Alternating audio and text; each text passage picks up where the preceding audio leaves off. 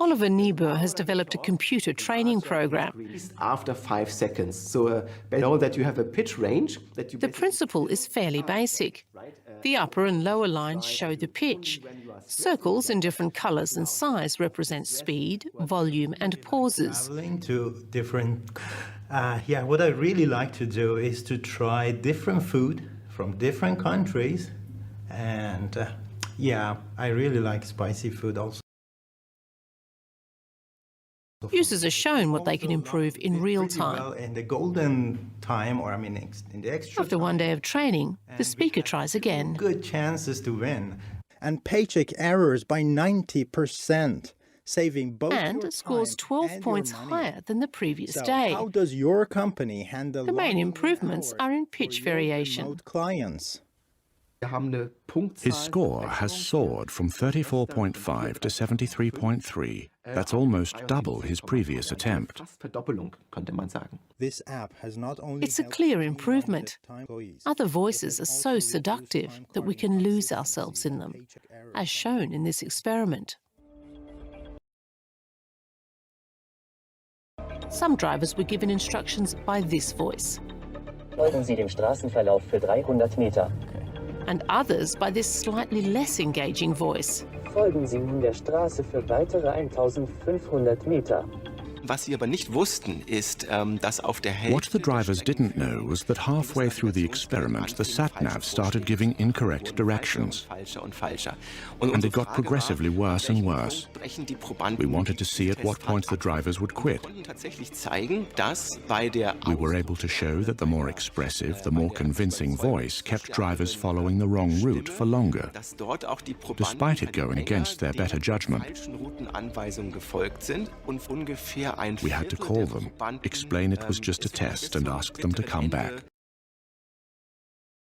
An engaging voice plays a key role when it comes to flirting or meeting a romantic partner. Hallo. Hello, I'm Willy. Willy. Hello, Willy. I'm Cordula. I'm looking for a woman for the long term. Who's attractive? Who do we desire? We make snap judgments when it comes to one of life's most important decisions, quickly and irrationally. Snap judgments have always thought they're really fascinating. It's sort of how we determine who we want to date, who we want to be friends with, who we don't want to be friends with. And we don't have a lot of introspective access to those feelings. What drives that? We usually encounter people and we like them or we don't like them. And we have a good sense of that. We get along with them. And these things determine all of our behavior. Are we all born with a universal code? Is it nature or nurture that allows us to interpret character traits and read emotions through facial and vocal cues? One thing is certain. We react to these cues from a very young age. Just like our animal ancestors. Obviously, primates never developed verbal language like humans. But just like us, they communicate vocally, and they know how to interpret the signals. Scientists have always assumed that there are huge differences between verbal humans and non-verbal primates. But research shows that the auditory cortex in both species is more similar than expected. Whether verbal or non-verbal, it makes no difference on how the brain processes signals. Pascal Ballon has tested humans and primates using functional magnetic resonance imaging, or fMRI. The results show that both groups react to their own species' voice in the same parts of the brain. Our ancestors also probably used these areas 20 million years ago. Primates process vocal cues the same way we do, even without language. The brain's architecture has changed slightly in humans to process language. But the mechanisms have stayed the same in other species for anything beyond language: identity, emotions, personality. Research into how primates interpret facial cues shows similar results. Again, similar brain structures to humans are activated in the primates. Does that mean that we are born with the ability to understand facial and vocal cues?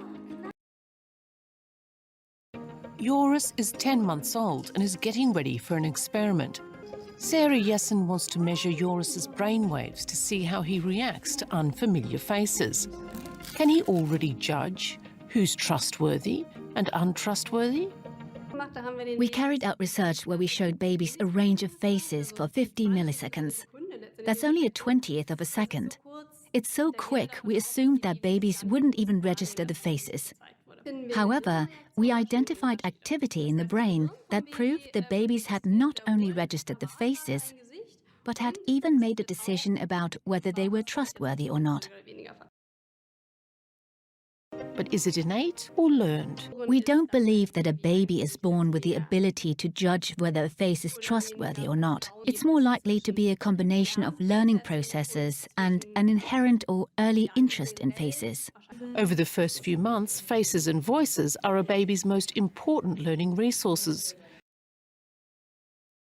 Parents intuitively use pronounced facial cues, emphasise certain words and exaggerate. This captures the baby's attention and allows them to recognise emotions more easily. By 6 months, babies can already differentiate between happiness, fear, sadness and anger. Just like a child, Furhat is learning to understand us better and practising how to behave in a conversation. He analyses the movements and eyes of his conversation partner using a camera. Furhat has to know whether I am talking to Furhat or my colleague here. So that's quite tricky, and we call that a multi-party interaction where there are more than 2 people talking. And one of the ways of handling this is that we track the head pose of the users. So here we can see that the camera has detected us 2 here, and it can also recognize our faces. So if I turn around and look back, it will see that I'm the same person still.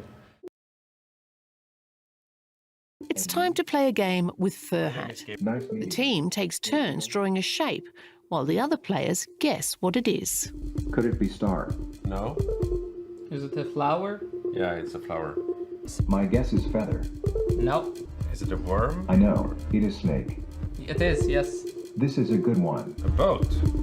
Keep guessing. Furhat will look and sound more like a human over time, but he won't be identical. Studies show we prefer a clear distinction between humans and robots, or we find it too creepy.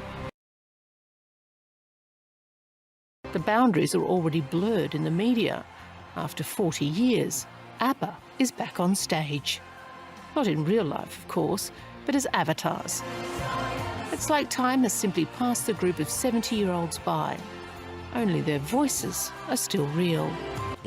We're at the start of a huge technological shift. Transition technologique. We are often asked to record actors' voices. D'enregistrer des acteurs humains. I predict that over the next few years, these real-life voice recordings will become superfluous because we'll be able to create new synthetic voices using scientific principles. I don't know what you're talking about, Hal. I know that you and Frank were planning to disconnect me, and I'm afraid that's something I cannot allow to happen. Artificial intelligence making independent decisions was still a pipe dream in director Stanley Kubrick's day. But today, we live with it. And maybe that's a good thing, because AI doesn't make emotional decisions or succumb to alluring voices. It's neutral and impartial, and everything we're not, right?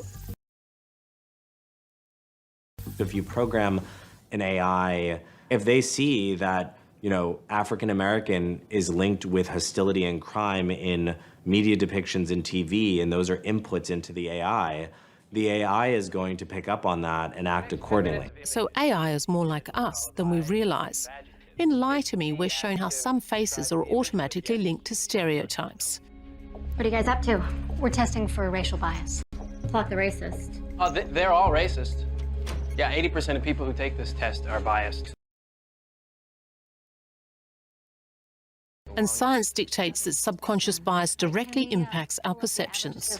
They leave a lot of collateral damage in the brain, right? It's not just a stereotype living in sort of a filing cabinet in the brain, right? They're changing approach and avoidance tendencies, behavioral tendencies, motor tendencies, visual tendencies, auditory tendencies. John Freeman is looking at exactly what happens using fMRI. The test group is shown several different faces. As well as the part of the brain responsible for facial recognition, other areas that process social and emotional information are also activated. These areas memorize bias and personality traits. To provide a rapid response, our brains make fast predictions. We register what we perceive to be most probable.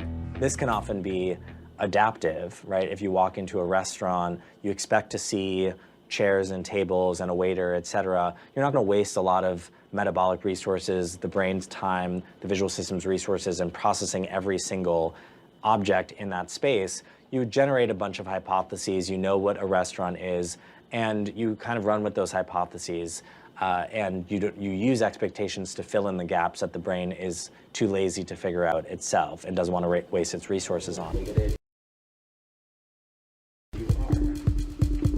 So are we merely at the mercy of these mechanisms? John Freeman refuses to accept this theory. He's carrying out research to find out how we learn these stereotypes and whether we can unlearn them. He shows the test group a range of faces linked to specific character traits. So given all that, we wanted to explore our capacity to rapidly acquire completely novel facial stereotypes out of thin air. People that have a wide cilium width, which is the nose bridge on the face, and it's a cue that really has nothing to do with anything interesting. It's just simply how wide the bridge of the nose is. So it's an arbitrary facial feature, and 80% of the time we're pairing this wide cilium with trustworthy behaviors. So now they see completely new faces, not the ones that they had previously learned about, and that have wide and narrow ciliums, that arbitrary facial feature. And indeed what we found was that on a variety of different measures, more conscious, less conscious, that people are applying these stereotypes, they are automatically activating these stereotypes without their conscious awareness from just a couple minutes of learning. Our brains are highly flexible when it comes to stereotyping. We can learn to evaluate faces differently, at least over the short term. John is now looking into a training method that works long term. The same principle applies to voices. Ultimately, the more we know about these mechanisms, the less susceptible we are to being deceived by first impressions. First impressions. Fascinating, sometimes deceptive, but always a special, even magical moment. And maybe the start of a new relationship where we discover so much more than what we saw at first sight.